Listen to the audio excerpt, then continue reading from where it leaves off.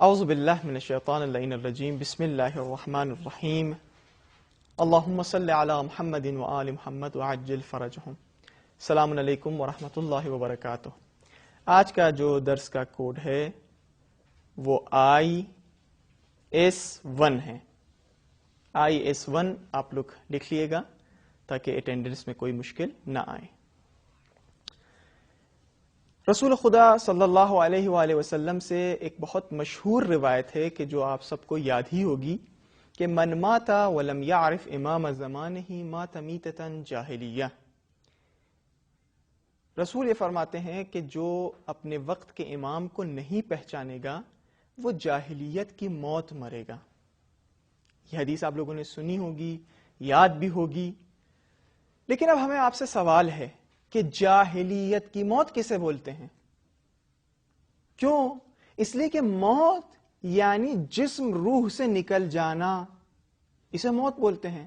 کہ جب جسم سے روح نکل جائے یعنی موت، یعنی انتقال کر جانا. خوب اس میں جاہلیت کی کہاں بات آ رہی ہے؟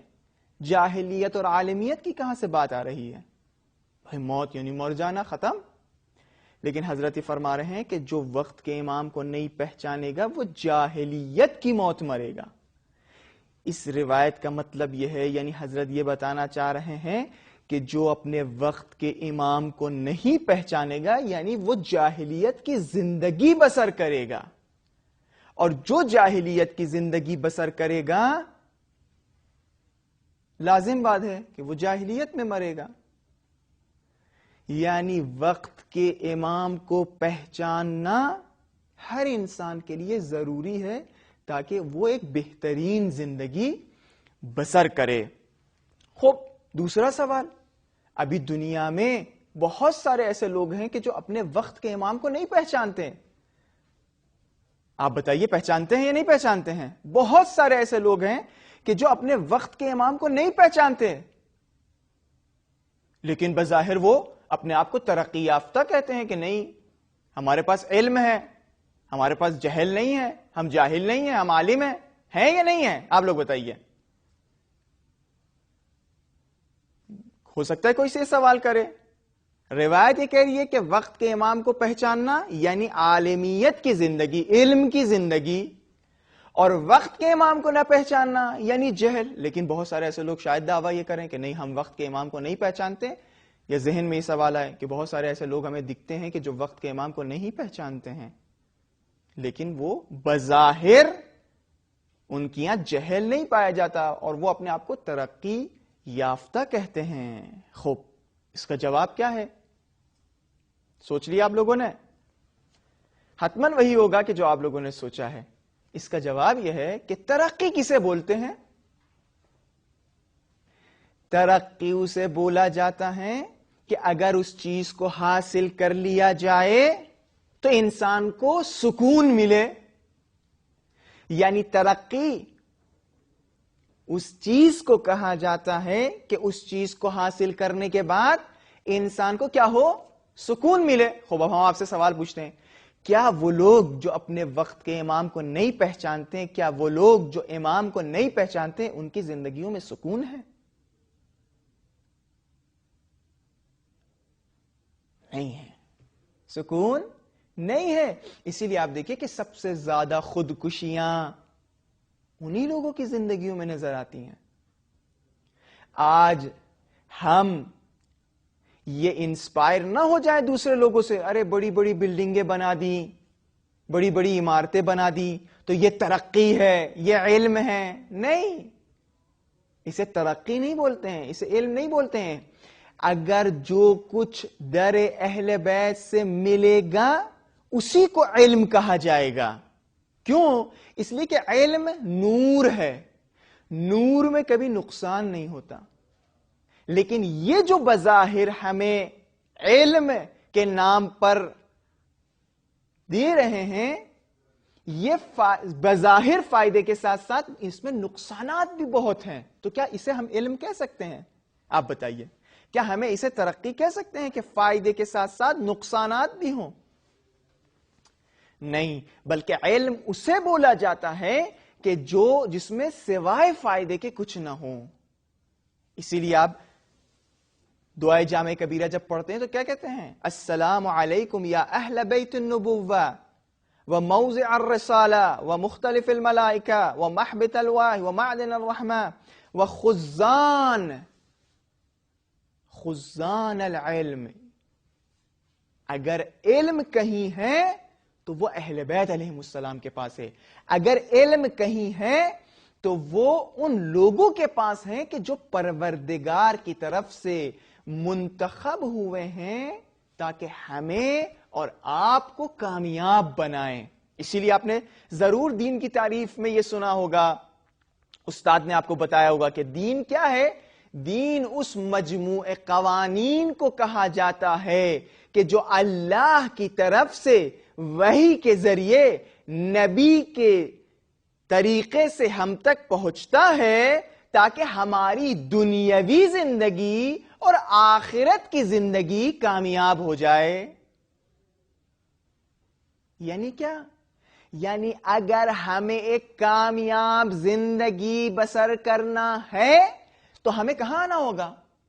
ہمیں ان لوگوں کے پاس آنا ہوگا کہ جو اللہ کے منتخب شدہ افراد ہیں.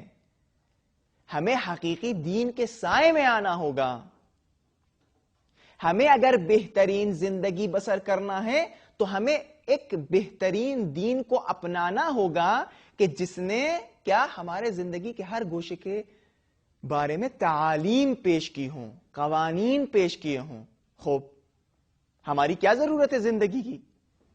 عنوان یاد رہے، امام کی شناخت سبب بنے گا کہ ہم ایک بہترین زندگی بسر کریں، عالمانہ زندگی بسر کریں. اس کے علاوہ جہاں بھی اگر آپ کو بظاہر علم و ترقی نظر آ رہا ہے وہ ترقی نہیں ہے، چونکہ اس ترقی کو حاصل کرنے کے بعد بشر کو سکون نہیں مل رہا ہے. چونکہ ترقی یعنی سکون، لیکن بظاہر سکون نہیں مل رہا ہے. آپ بتائیے مل رہا ہے؟ آج ہر آدمی کو ڈر ہے کہ خدا نہ خواستہ کوئی بڑی بیماری میں مبتلا نہ ہو جائے. جی ایم او کا سسٹم دیکھ لیا آپ، جینیٹیکلی موڈیفائڈ آرگینزم جو بنائے ہوئے ہیں، بظاہر علم ہے لیکن بہت سارے ممالک نے اس کے اگینسٹ پروٹیسٹ بھی ظاہر کیا ہے. کتنے نقصانات ہو رہے ہیں.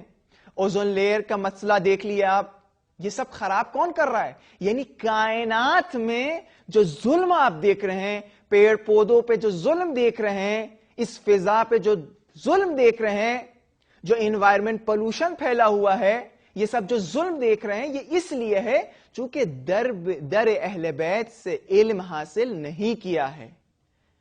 ہم نے اس علم کو خود بنایا ہے، تجربوں سے حاصل کیا ہے، اور تجربے سے حاصل ہوئے معلومات کو علم نہیں کہا جاتا ہے، چونکہ 100% اس کے اوپر آپ بھروسہ نہیں کر سکتے ہیں. کل تک آپ سے یہ کہا جا رہا تھا کہ ریفائن کا تیل صحیح ہے، آج کہا جا رہا ہے خراب ہے.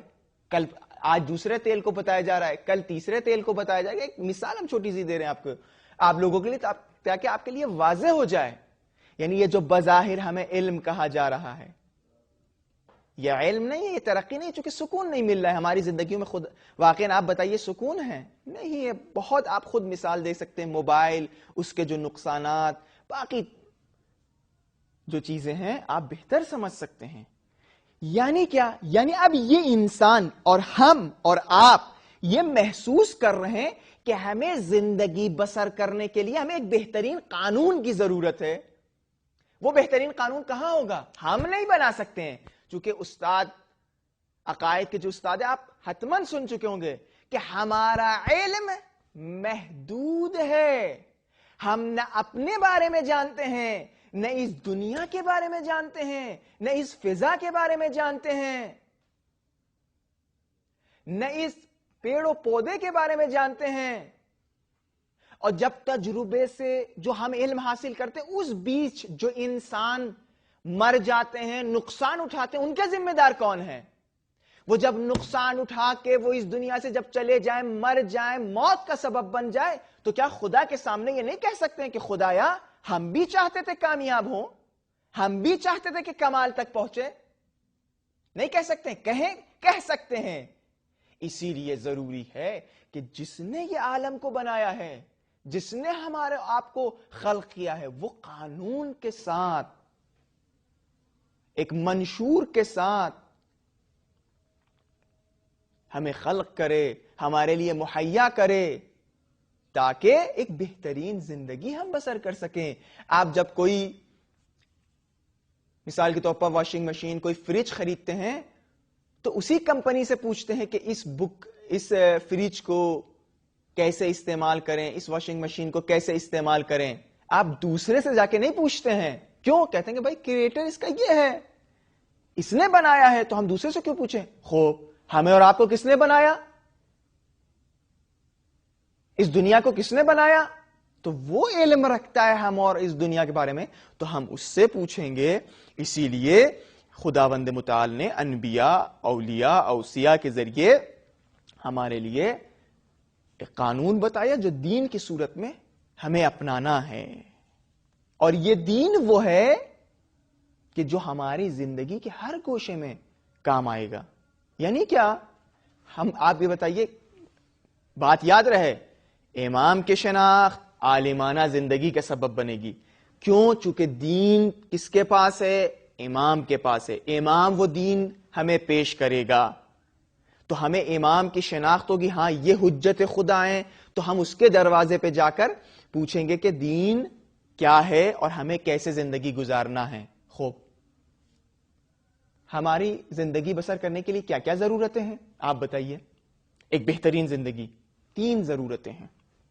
ایک، ہماری جو انڈیویجول لائف ہے، ہماری جو فردی زندگی ہے۔ دوسرے، سوشل لائف، اجتماعی زندگی۔ تیسری جو اہم ہماری جو ضرورت ہے سب سے، وہ ہے عقائدی، ہم کہاں سے آئے ہیں، ہم کہاں ہیں، ہم کہاں جائیں گے۔ ان تمام چیزوں کے بارے میں انسان ہمیشہ فکر کرتا ہے، سوچتا ہے۔ ان کے جوابات حاصل کرنے کے لیے اسے دین کا سہارا لینا ہوگا۔ دین کے پاس، البتہ وہ دین جو حقیقی دین ہے، جس کے پاس جو جوابات ہوں گے وہ عقلی جوابات ہوں گے، فطری جوابات ہوں گے۔ اور پھر کیا ہماری انڈیویجول زندگی میں، ہماری فردی زندگی میں کیا دین کی کوئی ضرورت نہیں ہے؟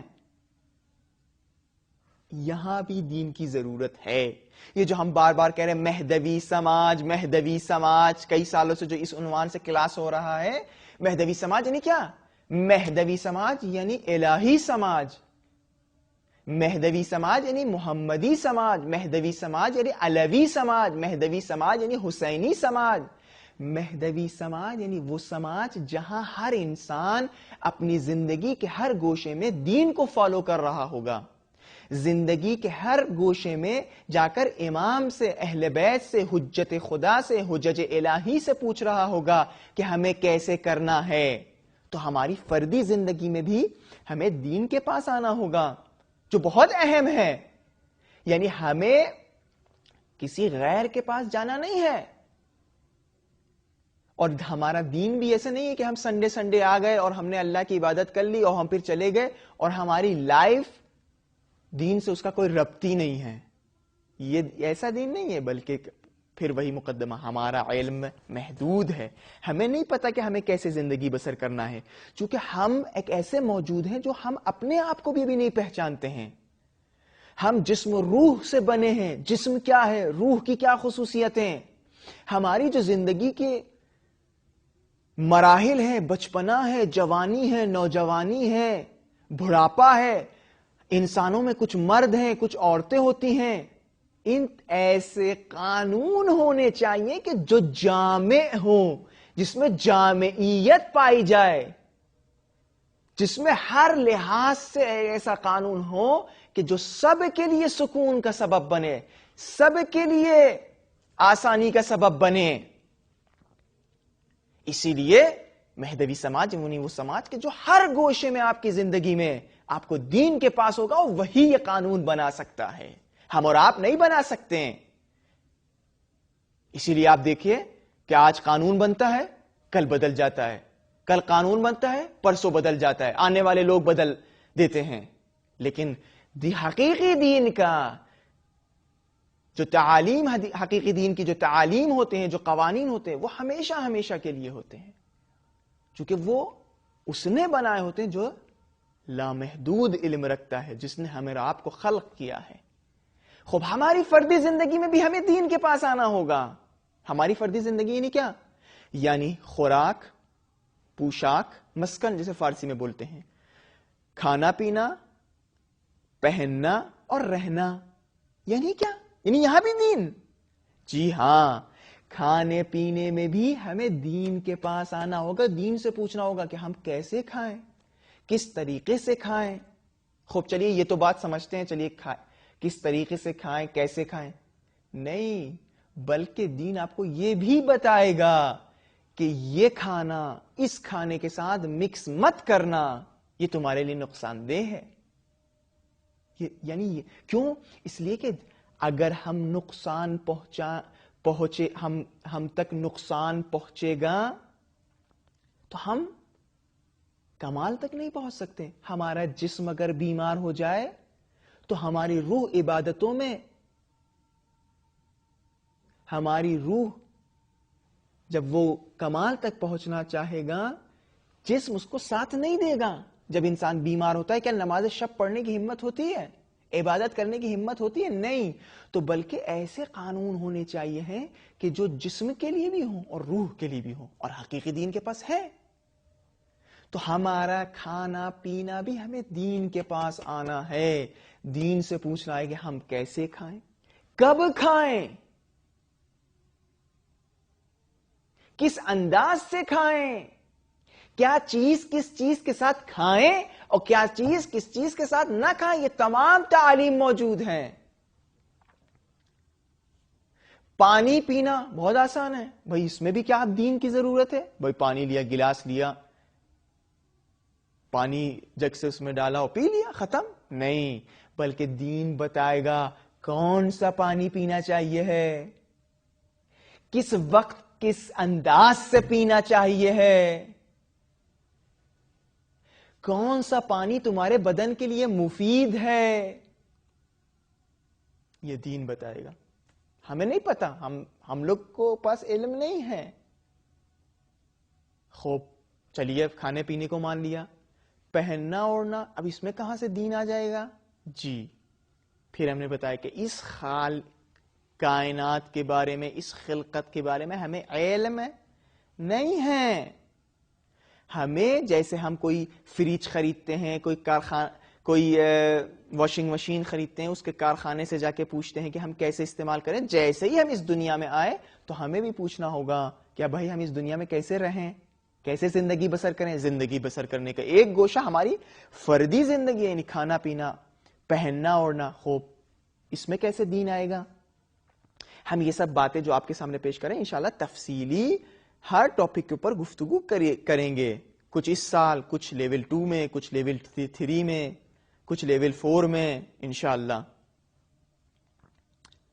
خوب دین ہمیں بتائے گا کہ کیا کپڑا ہونا چاہیے ہے، کپڑے کی کوالٹی کیا ہونی چاہیے ہے کہ جو تمہارے لیے مفید ہے،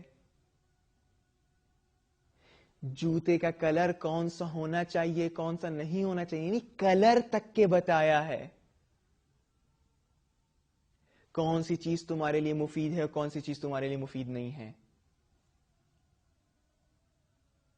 جب کوئی کپڑا پہنو تو کھڑے ہو کے پہننا چاہیے کہ بیٹھ کر پہننا چاہیے ہے، جب کپڑا اتارو تو تمہیں کیا کہنا چاہیے تاکہ تمہیں نقصان نہ پہنچے۔ آپ دیکھ رہے کتنی باریکی سے آپ کو بتایا گیا ہے۔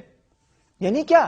یعنی حقیقی دین کے پاس یہ تمام تعالیم موجود ہونے چاہیے ہیں۔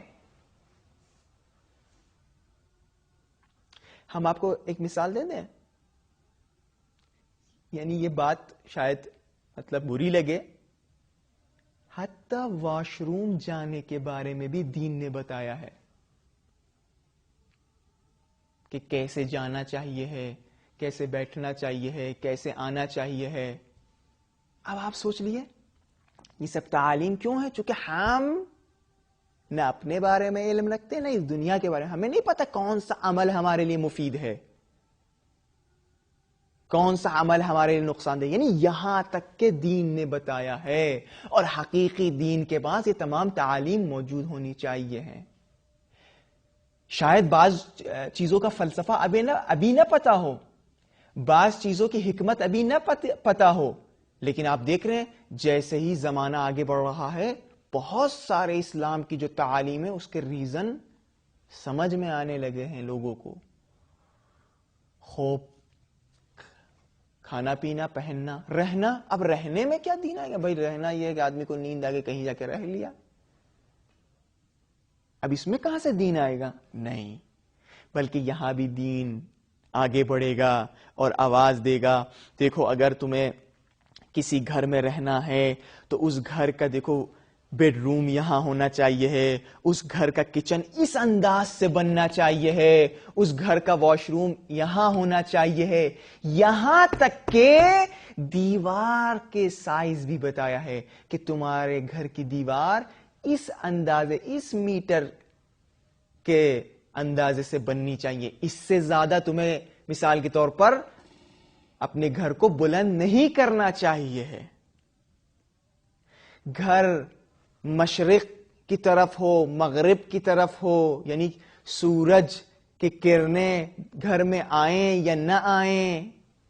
یعنی حتیٰ یہاں تک کہ دین نے بتایا ہے زندگی کے ہر پہلو میں. خوب کائنات میں بہت سارے خوبصورت پتھر ہیں. اب انسان جنگل گیا، پہاڑ کی سمت گیا، کوئی خوبصورت پتھر اسے نظر آ گیا، کیا اس پتھر کو تراش کے وہ پہن لے؟ آپ سے سوال ہم پوچھتے ہیں. پھر ہم دین کے دروازے پر آتے ہیں، دین کے دروازے کو کھٹکھٹاتے ہیں اور یہ پوچھتے ہیں کہ ہمیں اپنے ہاتھوں میں کچھ پتھر یوز کرنا ہے انگوٹھی کے بطور. کون سا پتھر استعمال کریں؟ تو دین ہم سے بتائے گا دیکھو اس کائنات میں کچھ ایسے پتھر ہیں کہ جو تمہارے لیے مفید ہیں. اگر تم انہیں پہنو گے تو تم شر سے محفوظ ہو جاؤ گے، چشم زخم سے محفوظ ہو جاؤ گے.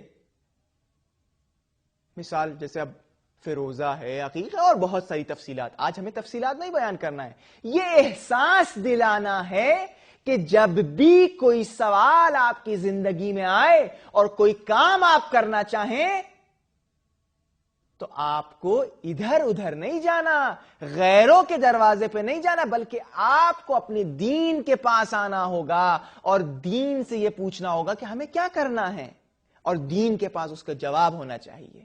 جو حقیقی دین ہوگا اس کے پاس جواب ہوگا، جیسے کہ ہے، جیسے اب تک ہم آپ کے سامنے بتا رہے ہیں. یہ ہو گیا ہمارے فردی زندگی. صرف فردی زندگی میں دین کام آئے گا؟ سوشل لائف میں بھی دین کی ضرورت ہے. خوب جب فردی زندگی میں دین کی ضرورت ہے تو سوشل لائف میں تو دین کی ضرورت ہو ہی ہوگی، قانون کی ضرورت ہے ہی. خوب سوشل لائف میں جیسے جوریڈیکل سسٹم، داد گستری جسے کہتے ہیں، کورٹ، اس کے لیے بھی ہمیں دین کے پاس آنا ہوگا. دین سے پوچھنا ہوگا کہ اگر کسی نے کوئی ایسا گناہ کیا کہ جس کا ایفیکٹ سماج پر ہے تو اس کے ساتھ کیسے برتاؤ کریں. دین ہمیں بتائے گا کہ اگر اس کا گناہ ایسے ہے کہ سماج میں اس کا ایفیکٹ اگر اس انداز تک ہے، اس حد تک ہے تو اس کی سزا یہ ہے، اس حد تک ہے تو اس کی سزا یہ ہے. آپ دیکھ رہے ہیں کہ ہم جو قانون بنا رہے ہیں وہ ایسے قانون نہیں ہوتے کہ جو لوگوں کو روک دے ایسے گناہوں سے کہ جس کی وجہ سے ہمارے تمام دل آزردہ خاطر ہو جاتے ہیں. ہم آئے دن شمع لے کر کسی چوراہے پر کھڑے ہو جاتے ہیں کہ یہ ظلم ہوا ہے، ایسا عظیم ظلم ہوا ہے، اس کے اگینسٹ کچھ کیا جائے. یہ کیوں ہے؟ یہ اس لیے ہے کہ ایسا قانون نہیں ہے کہ جو ان تمام گناہوں پر روکش ڈال دے، کہ کسی کو ہمت نہ ہو کہ ایسے پلٹ کر پھر سے ایسا گناہ کرے. تو یعنی جوریڈیکل جو سسٹم ہے وہ بھی ہمیں دین کے پاس ہوگا، اور دین کے پاس ہونا چاہیے. اسی لیے آپ اگر اسلام کے قوانین کو جو اس انداز سے سوشل لائف کے اس ایسپیکٹ سے بتائے گئے ہیں پڑھیے گا تو دیکھیے گا کتنا عظیم ہے، کتنا دقیق ہے. فیملی، خود فیملی بنانا یہ خود ایک سوشل لائف ہے. خوب یہ بھی قانون، اس کے بھی قوانین اسلام کے پاس ہونے چاہیے، دین کے پاس ہونے چاہیے جیسے کہ اسلام کے پاس ہے.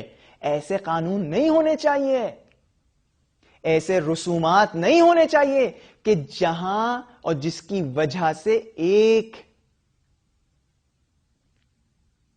ایک انسان پر، چاہے وہ مرد ہو چاہے عورت ہو، اس پر ظلم ہو. ہم اب اس ایسپیکٹ کے لحاظ سے، سوشل لائف کے اس ایسپیکٹ کے لحاظ سے اگر آپ دیکھیے تو کتنا ہمارے خواتین اور لڑکیوں پر ظلم ہوتا ہے کہ ان کو جہیز بھی تیار کرے وہ، کھانا بھی کھلائے وہ، براتیوں کا استقبال کرے وہ، ناز و نخرے بھی برداشت کریں وہ، پھر آخر میں کچھ بہت بڑا گفٹ بھی دیں لڑکے والوں کو. تو یہ ایک پوری طریقے سے ظلم ہو رہا ہے.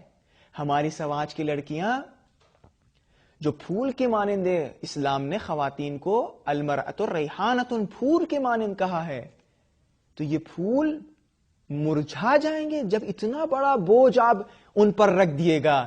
یعنی آپ دیکھ رہے ہیں کہ یہ آداب، یہ رسومات، یہ جو بنائے ہیں ہم لوگوں نے، یہ ایک پر ظلم ہو رہا ہے. ایک اس کی وجہ سے ایک انسانوں کا ایک طبقہ وہ مرجھا رہا ہے. لیکن قانون ایسا ہونا چاہیے ہے کہ جو ہمارے خلقت کے لحاظ سے ہو. اسی لیے اسلام نے یہ کہا کہ دیکھو شادی میں 3 چیزیں ہیں: جہیز، مہر جسے آپ گفٹ کہہ لیے، اور ولیمہ دینا، خوشی منانا، کھانا کھلانا. یہ تینوں ذمہ داری لڑکے پر ہے. کیوں لڑکے کے اوپر ہے؟ اس لیے کہ خدا نے مردوں کو جسمانی لحاظ سے مضبوط بنایا ہے. البتہ اس کے ساتھ ساتھ یہ بھی کہا ہے کہ شادی کرنا بہت آسان ہونا چاہیے. اسی لیے آپ جب اہل بیت علیہ السلام کی سیرت کو جا کے مطالعہ کریے گا تو جیسے امیر المومنین حضرت زہرا تو بہت آسان شادی ہے. البتہ یہ ٹاپک نہیں، یعنی اس لحاظ سے بھی، سوشل لائف کے اس ایسپیکٹ کے لحاظ سے بھی ہمیں اس سے قوانین، اس سے تعلیمات لینا ہے کہ جو اللہ کی طرف سے نازل ہوا ہے، وہ دین جو الہی دین ہے. یعنی تو پھر فردی ہماری زندگی، ہماری انڈیویجول زندگی، ہماری سوشل لائف، ان تمام پہلو، ان تمام زندگی کے گوشوں میں اگر ہمیں زندگی بطور احسن بسر کرنا ہے تو ہمیں کس کے سے پوچھنا ہوگا؟ ہمیں دین سے پوچھنا ہوگا. اور حقیقی دین ہمیں یہ بتائے گا جیسے کہ بتایا ہے. ایک شخص امام کے پاس آیا، امام رضا علیہ السلام کے پاس، اور اس نے کہا کہ مجھے یہ پرابلم ہو گئی ہے. تو امام نے یہ کہا کہ جاؤ اس کام کو انجام دے دو. تو اس نے کہا کہ یہ کام کون سا کام ہے، یہ چیز کون سی چیز ہے؟ تو امام نے کہا تم ہمارے شیعہ ہو، تم ہمارے چاہنے والوں ہو، تمہیں یہ پتہ ہی نہیں ہے کہ مثال کے طور پر اس پرابلم کا حل اس طریقے سے ہے، اور ہم لوگوں نے بارہا یہ بتایا ہے. یعنی کیا؟ یعنی امام یہ کہنا چاہ رہے ہیں کہ اگر تم ہمیں چاہتے ہو ہمارے شیعہ ہو, ہمارے پیروکار ہو, تو تمہارے پاس یہ وقت ہونا چاہیے ہے کہ تم ہماری تعالیم کو اسٹڈی کرو, مطالعہ کرو اور پھر اس پر عمل کرو, تاکہ ہمارے لیے باعث زینت بنو. آج جو ہماری زندگی ہے, کیا دوسرے لوگ انسپائر ہوں گے ہم سے؟ چونکہ وہ جب ہماری زندگی کو دیکھتے ہیں, وہ دیکھتے ہیں کہ بھائی بالکل سیم ہے, کوئی فرق نہیں نظر آتا. شاید وہ بعض چیزوں میں ہم سے بہتر نظر آ رہے ہوں, وہ بھی اس لیے چونکہ ہم نے اپنی تعلیم پہ عمل نہیں کیا اور ہمیں نہیں پتا. تو وہ جو کچھ تھوڑا بہت اچھا کرتے تو ہمیں اچھا لگتا ہے, لیکن اگر ہم اپنی تعلیم پر, حقیقی دین کی تعلیم پر عمل کریں گے تو یہ دین پوری دنیا کے لیے بعنوان الگو پیش ہوگا. سب انسپائر ہوں گے, اور جب سب انسپائر ہوں گے تو یہ پوری دنیا کے جتنے رہنے والے لوگ ہیں وہ سب کامیاب ہوں گے, سب بہترین زندگی بسر کر پائیں گے. آج آپ دیکھیے, کبھی کبھی مطلب افسوس ہوتا ہے, ہو سکتا ہے کہ وہ ظاہری اپنی 70 سال 60 سال زندگی کو مطلب بہت اچھے طریقے سے سوار دیا ہو, لیکن یہ 60 سال ہماری زندگی نہیں ہے. ہم جب خدا نے ہم اور آپ کو خلق کر دیا, اب ہم ہمیشہ ہمیشہ کے لیے زندگی بسر کریں گے. بس فرق یہ ہے کہ کچھ مہینے ماں کے شکم میں تھے, کچھ سال یہاں ہیں, اور یہی ہماری زندگی طے کرے گی کہ ہم کیسے زندگی بسر کریں گے. تو حقیقی تعلیم وہ ہے کہ جو ہمارے ہمیشہ ہمیشہ زندگی کو کامیاب بنائے, اس کے ساتھ ساتھ اس زندگی کو بھی کامیاب بنائے. اب جب ہمارے پاس یہ تعلیم موجود ہے تو ہمیں دل سوزی کرنا ہوگا, رحم کرنا ہوگا دوسروں کے بنسبت. کہیں ایسا نہ ہو کہ ہم سبب بن رہے دوسرے کامیاب نہ ہو سکیں. کیسے؟ ایسے ہی کہ جیسے ہم نے بتایا کہ ہم اپنی سیرت, ہم اپنی زندگی کے طریقے کو اس طریقے سے سنوارے ہوئے ہیں کہ دوسرے کہہ رہے ہیں ارے اس سے بہتر تو ہم ہی ہیں, ان کے گھر سے بہتر تو ہمارے گھر ہیں, ہمارے گھر پاک و پاکیزہ ہیں. باوجود کہ اسلام نے طہارت کے سلسلے سے, پاک و پاکیزگی کے سلسلے سے کیا کہا؟ النظافۃ من الایمان. خب آپ بتائیے, تو یہ تمام زندگی کے پہلو, یہ تمام زندگی کے گوشے ہمیں آج کے بعد دین کے تعالیم سے روشن کرنے ہوں گے. اور سب سے جو تیسری ضرورت ہے, اہم ضرورت, وہ عقائدی ضرورت. جو ہمارا ورلڈ ویو ہونا چاہیے ہے, وہ دین کے پیرائے میں بننا چاہیے ہے. ہم کہاں سے آئے ہیں اس کی شناخت ہونی چاہیے صحیح. ہم کہاں ہیں اس دنیا کی شناخت ہونی چاہیے صحیح. اور ہم کہاں جانا چاہ رہے ہیں, ہمیں کہاں جانا ہے, اس کے بارے میں ہمیں یہیں سے صحیح پلاننگ کرنی ہوگی. اور یہ تمام تعلیم وہی دے سکتا ہے کہ جس نے ہمیں اور آپ کو پیدا کیا ہے, اور اس نے انبیاء کی صورت میں, رسول کی صورت میں, اماموں کی صورت میں ہمیں بتایا ہے. اگر ایسا نہ ہوتا تو ہم اس دنیا میں زندگی بسر نہیں کر پاتے اور در در ٹھوکر کھاتے رہتے. انشاءاللہ یہ تمام باتیں آپ کے لیے مفید ثابت ہوئی ہوں. انشاءاللہ تفصیلات کے طور پر ہم آپ کو بتائیں گے. اگلا ٹاپک جو ہمارا ہوگا, پانی. پانی کس انداز سے پینا چاہیے, کس لحاظ سے پینا چاہیے. بہت آسان لگ رہا ہے آپ کو, پانی کا فلسفہ کیا ہے. آپ دیکھیں گا کتنی عظیم تعلیم بتائے ہیں کہ اگر اس پر ہم عمل کریں گے تو بہت ساری جسمانی بیماریوں سے دور ہو جائیں گے. ماہ مبارک رمضان ہے, انشاءاللہ کہ آپ لوگ تھکے نہ ہوں.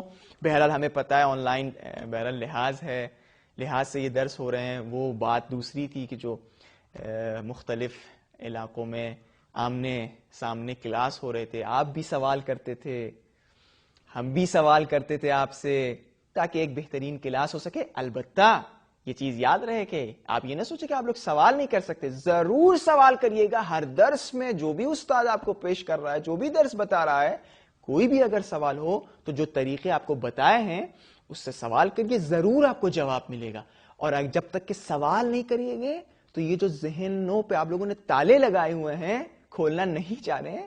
البتہ مذاق کر رہے ہیں، ماشاءاللہ آپ لوگ بہت ہی سب عالم ہیں، لیکن سوال کرنے سے علم آتا ہے، علم میں اضافہ ہوتا ہے. تو ضرور سوال کریے گا اور انشاءاللہ اس کے جوابات ملیں گے. ماہ مبارک رمضان میں اپنے تمام اساتید کے لیے دعا کریے گا جو اتنی زحمت کر رہے ہیں، اتنی زحمتیں اٹھا رہے ہیں، آپ کو درس دے رہے ہیں، آپ کے علم میں اضافہ کر رہے ہیں. ان سب کو ضرور دعا کریے گا اور تمام ان لوگوں کے لیے بھی دعا کریے گا کہ جو اس راہ میں ان کی بہرحال مدد رہی ہے. والسلام علیکم ورحمۃ اللہ وبرکاتہ.